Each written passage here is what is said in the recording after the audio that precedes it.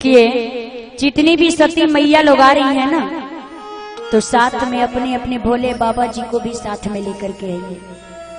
और भोलेनाथ जी भी जितने लोग आ रहे हैं सती मैया को साथ में लेकर के आइए, क्योंकि जब भोलेनाथ जी भी कथा श्रवण करने गए थे ना, तो साथ में किसको लेके गए थे? संग सती जग जननी भवानी, साथ में सती मैया को लेकर के चले गए थे।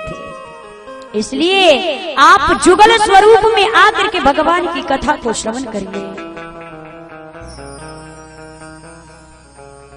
क्योंकि कहीं भागीरथी गंगा से महत्वपूर्ण ये राम कथा रूपी गंगा है। यदि आप भूल से भी इस कथा गंगा में डूब जाते हैं तो एक न एक दिन आपकी तरन तार हो जाएगी। तार देते ही गंगा। देखिए भागीरथी गंगा में पानी है, परंतु इस रामचरितमानस में संत महापुरुषों की वाणी है। मानो अद्भुत ग्रंथ है। आप इस कल्प वृक्ष के नीचे बैठे हैं। अद्भुत ग्रंथ रामचरितमानस कल्प वृक्ष, आप इस कल्प वृक्ष के नीचे बैठे हुए हैं और इस राम कथा रूपी पूरे फल को अगर लेकर के आप प्रेम पूर्वक पाते हैं तो जितना आनंद पूरे फल में आएगा उतना आनंद और किसी चीज में नहीं आएगा। आप एक फल को ही ले लीजिए, आम को ही ले लीजिए। इसमें आम कितने लोग खाते हैं? लगभग सब खाते होंगे। हाँ? आम का फल आप ले लीजिए। यदि आप आम के फल को पाते हैं, केवल गुठली को खाते हैं तो थोड़ा कम आनंद आएगा। छिलका खाते हैं तो भी कम आनंद आएगा। अगर पूरे गुठली सहित, पूरे रस सहित पूरे फल को यदि आप खाते हैं तो जितना आनंद पूरे आम में, पूरे फल में आएगा उतना आनंद गुठली और छिलके में कभी नहीं आएगा। इसलिए इस कल्प वृक्ष में लगे हुए इस पूरे फल को आप रस सहित रसास्वादन करेंगे तो जितना आनंद आएगा उतना आनंद कभी कहीं नहीं आएगा। इसलिए आप भाव से भगवान की कथा श्रवण करने आइए। हमको लगता है कि यहाँ आती हैं माताएं बहनें तो उनको भूख लग जाती है ना?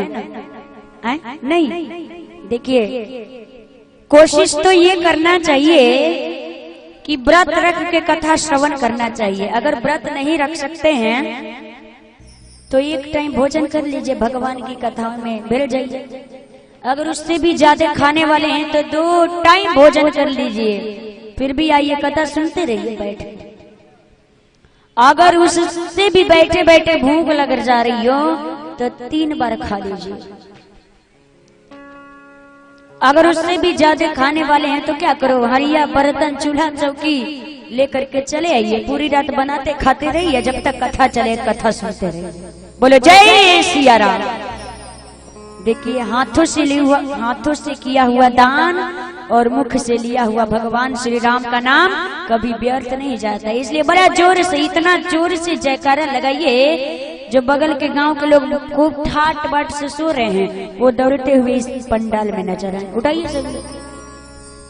हाँ क्या बात है। अच्छा, देखा देखी धर्म, देखा देखी पाप। उठाइए सभी लोग। एक हाथ नहीं भैया, एक हाथ नेताजी के भाषण में उठाया जाता है, यहाँ भगवान की कथा में 2 हाथ। हाँ क्या बात है। देखिए राधे राधे, आवाज नहीं आ रही है और जोर से आवाज लगाइए, इतना जोर से जयकारा लगाइए कि बगल के लोग दौड़ते हुए पंडाल में नजर आए। राधे राधे, बस इतना ही। आप लोग थोड़ा कम भोजन करके आया करिए, ज्यादा खा लेते हैं। यहाँ पे निद्रा महारानी सताने लगती है, हईच भोजनम ठईच निद्रा है। इसलिए थोड़ा प्रसाद कम लेकर के आइए तो खूब आनंद से कथा सुनिए। आइए कथा की ओर चलते हैं।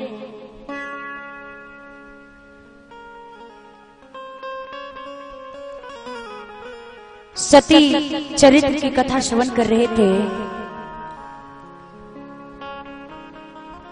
सती मैया जब पधारी थी, भगवान भोलेनाथ की बात न मान करके परीक्षा लेकर के जैसे ही मैया आई, भोलेनाथ से झूठ बोले दी। बाबा ने पूछा, हे देवी किस विधि से परीक्षा लिया बताओ। मैया ने तुरंत झूठ बोल दिया, कछु न परीक्षा लीन गोसाई, कीन्हे प्रणाम तुम्हारे नहीं। हे बाबा, कछु न परीक्षा लीन गोसाई, कीन्हे प्रणाम तुम्हारे नहीं। कुछ भी परीक्षा नहीं लिया। बाबा ने कहा, लाख समझाया पर मेरा बात नहीं मानी। मैं ये कैसे विश्वास कर सकता हूँ कि सती गई हो और परीक्षा न ली हो। तब शंकर देखे उधर ध्यान, सती जो कीन्हे चरित सब जाना।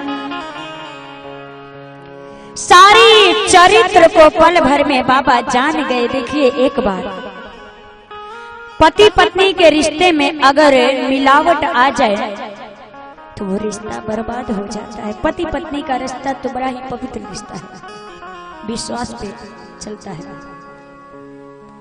बाबा ने कहा, अरे सती, सीता तो हमारी माँ है और तुमने तो मेरे माँ का वेश धारण किया है।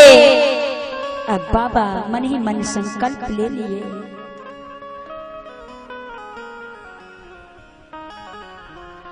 बाबा ने संकल्प ले लिया, इहितन सती भेंट मोहे नाही, शिव संकल्प की मन माही। देखिए, बाबा ने सोचा,